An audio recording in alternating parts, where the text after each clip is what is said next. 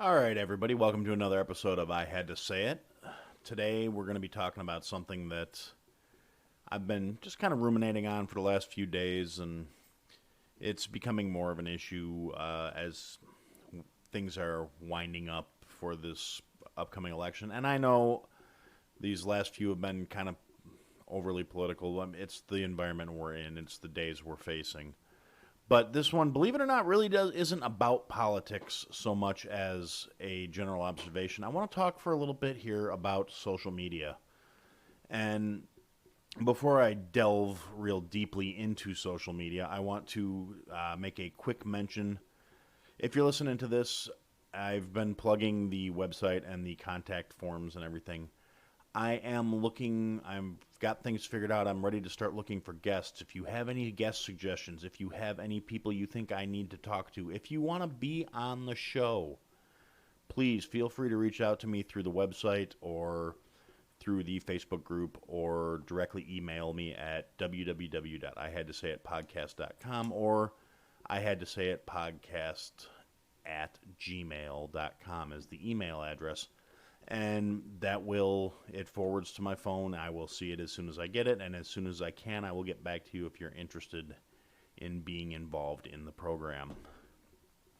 Okay, so that's out of the way. Let's start talking. One of the things I want to talk about is social media. It started out real simple, everybody knows the story at this point. College kids got together, found ways they could share their music and pictures, and these guys that were at the forefront of developing social media and starting out with the different platforms with MySpace and Facebook and Twitter and all the other assorted platforms that are out there, and Instagram, and things diversified and specialized, and we had TikTok videos, and we had Vine, and we had some have come, some have gone. Some were I thought were pretty cool formats that unfortunately just didn't catch on or just didn't last.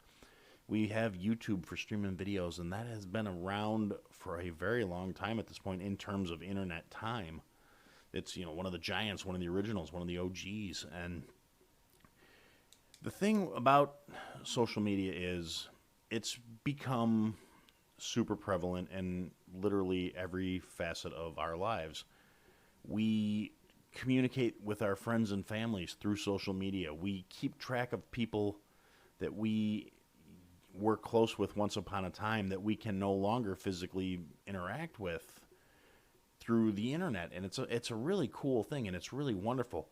And I think, if you would talk to our ancestors at this point, it would blow their minds. Like, oh my God, you can communicate with people on the other side of the planet instantaneously. And at one point, it was telegrams were amazing, and you could send a message across the country in a matter of a few minutes. You just had to have somebody translate the dots and dashes for you.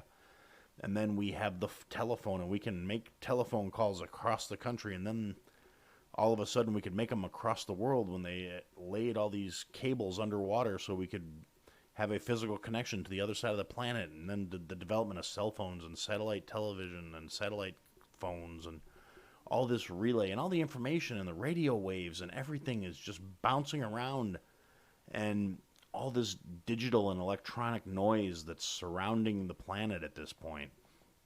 And if you stop and think about it, 150 years ago, none of that existed. It was just silence, no electronic footprint, no electronic noise, no static other than what occurred in nature. And, it's a pretty amazing thing when you stop and think about it. So we let these things into our lives, and we grasp onto them, and we have embraced this thing. And like I said, I think it's really cool. I love the fact that I can talk to my siblings that are hundreds of, in a couple cases, thousands of miles away from me. Do I do it? No, if I'm being completely honest. I'm terrible about keeping in contact with pretty much anybody. I'm sure at some point I will look back and really regret that I didn't spend more time keeping tabs on my family. But today's not that day. But the option is there. And really, yeah, okay, I'm kind of a bastard for not being more diligent about it. It's just talking on the phone and all that other stuff's never been my thing. But I digress. So let's talk about social media.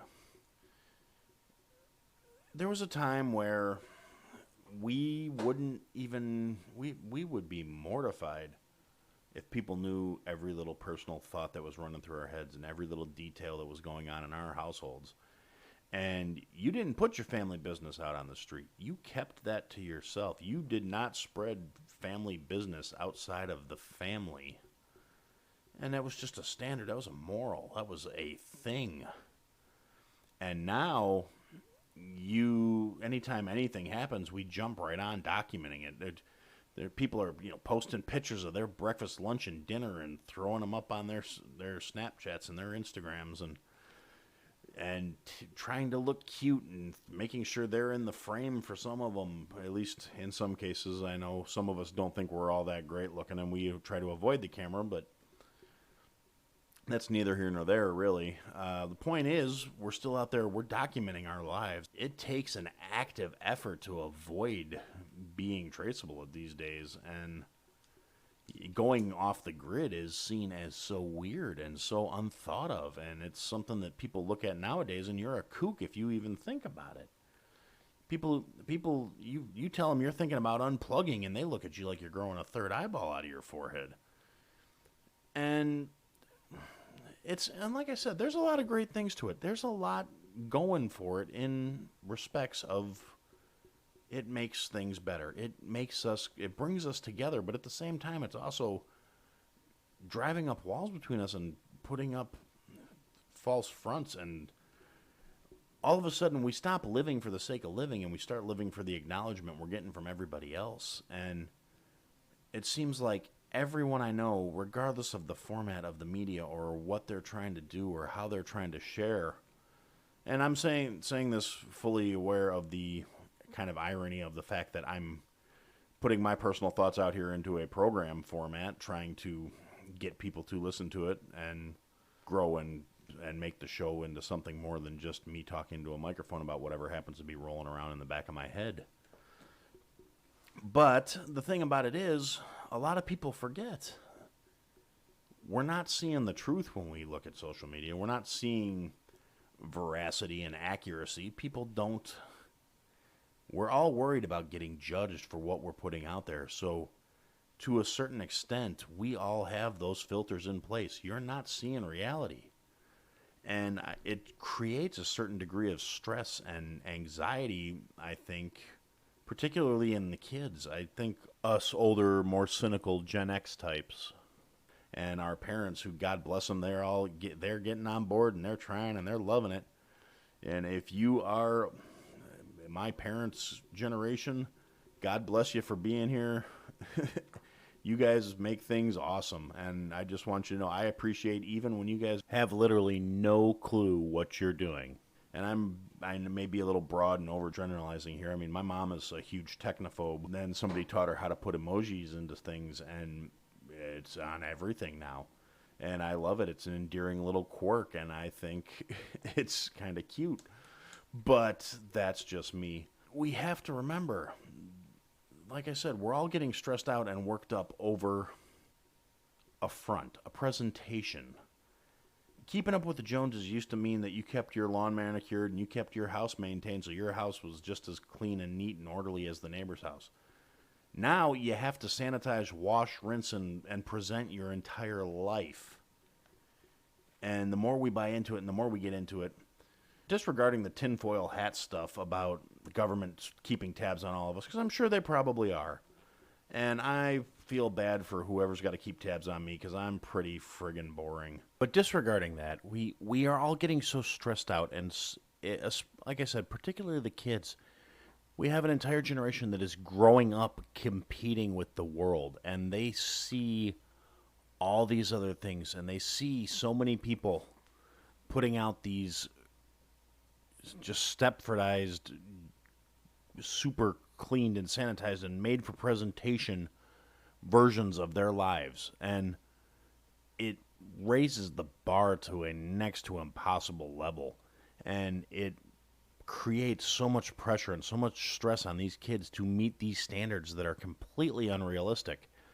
And it's an issue. We have to watch it. We have to mind it. We have to check it. But we wash and sanitize and put everything out there. And for the longest time, I tried to avoid getting involved in it. And then I realized things I wanted to do required buying in.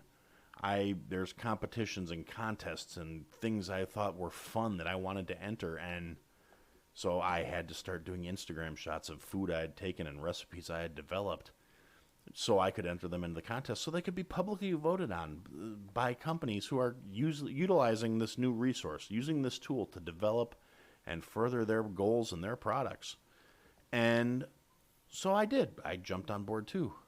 And for a while, I got pulled into it where I saw in a moment of clarity kind of thing where how it was impacting everybody else's lives and how they were letting it be becoming central to what they were doing. Everything had to be presented properly because they had to go on the internet and they had to get likes and all their friends had to know what they were doing.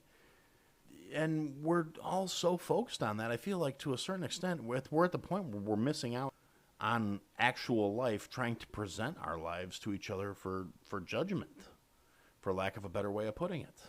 And we're all getting really focused on having the perfect presentation, the perfect picture. You got to have the perfect angle. And we've become so focused, and we're not living for ourselves anymore. We're living for other people's opinions of us.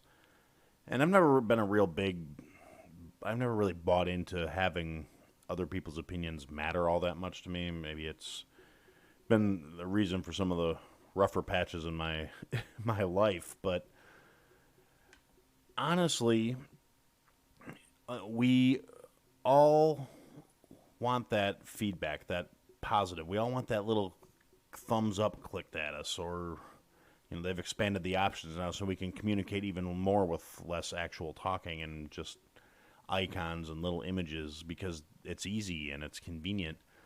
And I feel like with all this communication, all this potential there, and all the data and the offerings that are available, we're actually connecting less and less honestly. When you're sitting down with somebody and you're having a face-to-face conversation, you can't delete the text a half a dozen times before you hit enter. You're going to say what comes out of your mouth, and yeah, you have to stop and think it through before you speak in most situations. But it's there, and it's more genuine, and it's more true. It's not washed through the filter of other people are going to see this, and other people are going to think things about me based on what I say or what I type here. And the things I post are going to be how people define me. And we're losing out on that personal interaction, even though we're interacting with more people than ever.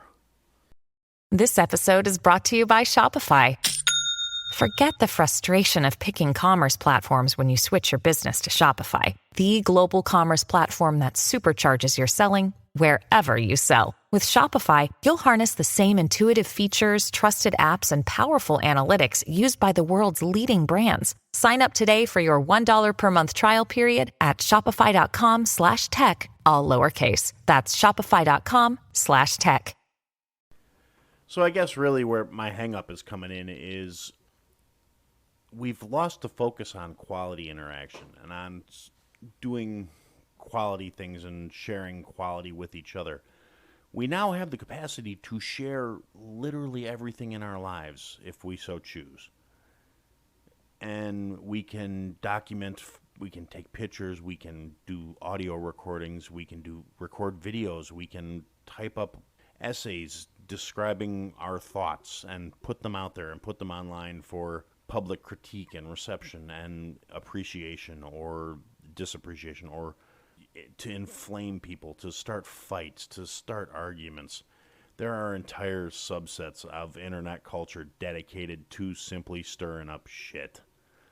And I think at this point we all know they're out there. We know, everybody knows, don't feed the trolls, but the trolls, they're going to live one way or the other. They're a hardy breed. And so I think maybe we all need to just take a step back and think about what we're looking at. And maybe reassess the amount of weight we give to everybody else's stuff, everybody else's posts. Because I think the thing most of us are forgetting as we get caught up in these things, and everything from being jealous of whatever we see people posting vacations. Oh my God, I wish I could do that. It looks so beautiful. That looks so fantastic. Or posting pictures of whatever new thing they happen to pick up or whatever awesome new thing they're doing. And we need to stop and remember, you know how much stress you're putting through yourself trying to put these posts together and assemble and do that? Chances are most of these people are doing that too, with the possible exception of all the people who literally live for that crap. The ones who it's not an issue for them. It's what they love. And I know those people are out there.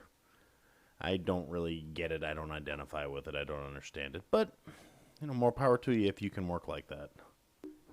And to be fair, I'm sure there are probably people out there who hear that I want to do these things and record podcasts and put all my thoughts down on record and publish them and subject myself to potentially having people get mad at me or decide they have to alter their opinions of me because of something I said. And yeah, I'm sure that doesn't make sense to everybody either, but it is something I like to do. The only difference is I'm doing it not to get caught up in the thing. I feel like it's more something I'm doing because I'm enjoying it for the moment. If it ever becomes a burden, you can bet I'll probably stop. But the entire social media thing, and what I want to try and bring this back to the original point of the prevalence in our lives and the amount we let these things dominate our day-to-day existence. I mean, people are literally checking their statuses and whether they've gotten likes and feedback before they're out of bed in some cases. And I'm saying this from personal experience of people I know that have told me they have their phone in their hand before they get out of bed. And I used to smoke, and I would have to sometimes light a cigarette up before I got out of bed. And that was at the height of my chain smoking addiction phase.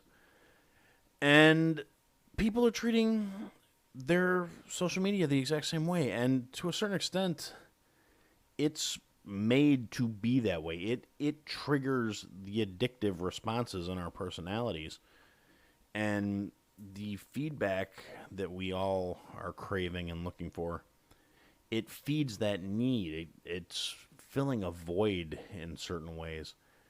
And we need to be mindful of that, because any kind of addiction like that can also become a vulnerability. And that this kind of ties back into, I know I said I was going to try and keep this one from getting involved too much in politics, but I've seen this through my own personal observations over the last couple of weeks watching things going on social media, because I'm still furloughed. I'm still staying home because my industry is, kind of dying thanks to the whole COVID-19 thing. And I got a lot more time on my hands all of a sudden as I wait to get the call back to go back to work, or to get a call to one of the other jobs I've applied for within the company, trying to get a transfer in. But the problem is there's hundreds of other people trying to get, 6 jobs.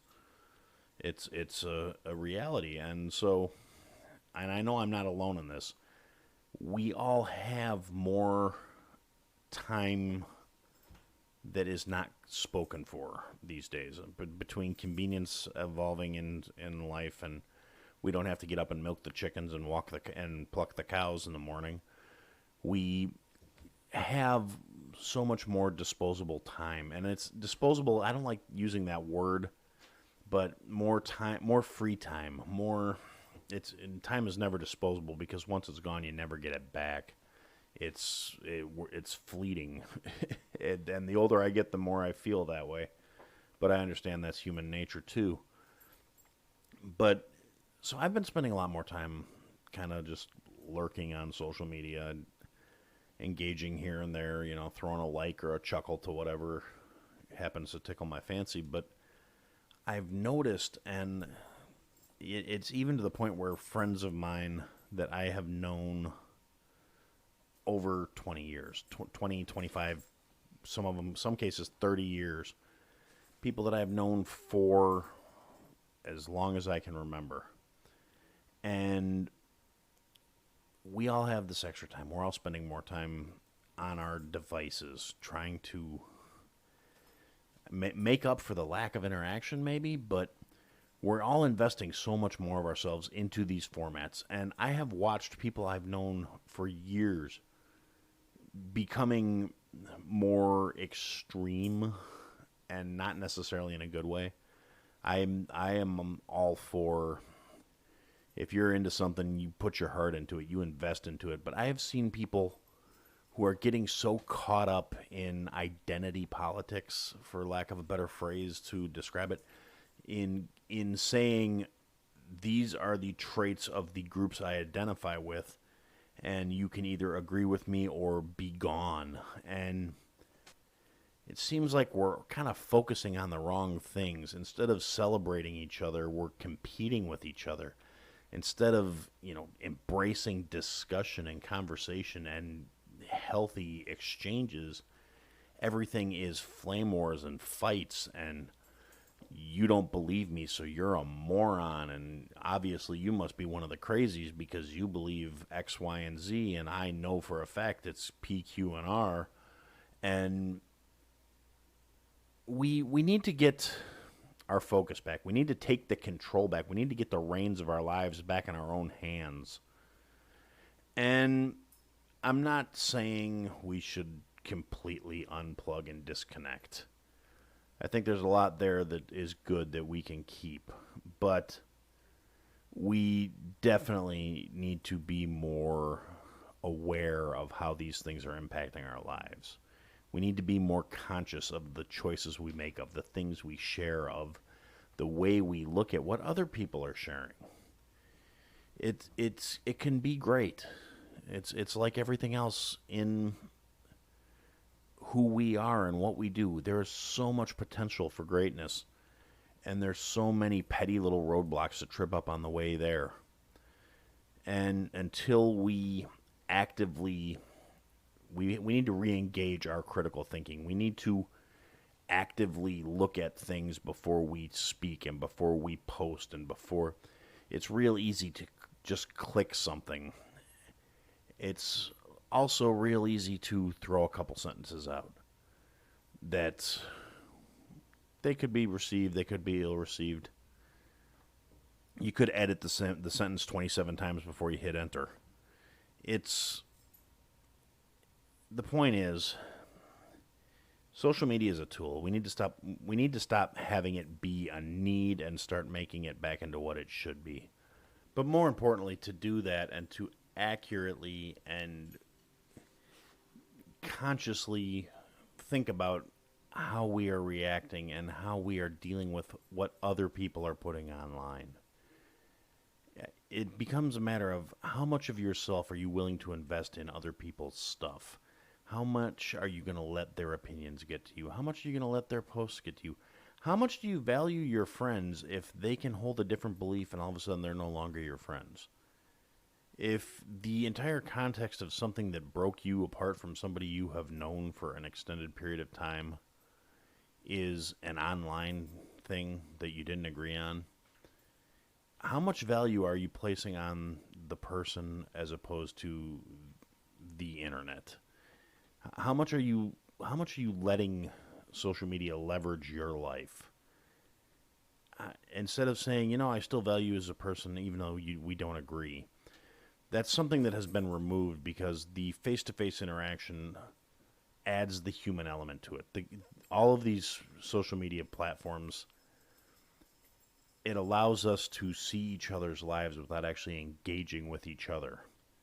And even if you are interacting with someone via text, it's not the same. Even a video chat carries more personal and human interaction than just typing something out. And if you look at it critically, you will find yourself behaving differently in those scenarios where you're not face to face with a person. You're not dealing directly with someone personally. But you may find yourself being a little more considerate just because you see them moving on your screen. You may be being a little more humane and a little bit better person. And we need to start applying those standards to how we interact with everything on social media. We need to bring humanity back to humankind. And for now, that's what I had to say. Again, I know I said it at the beginning of this episode, but check out the social media stuff, check out the Facebook group, check out the website. Thanks for listening.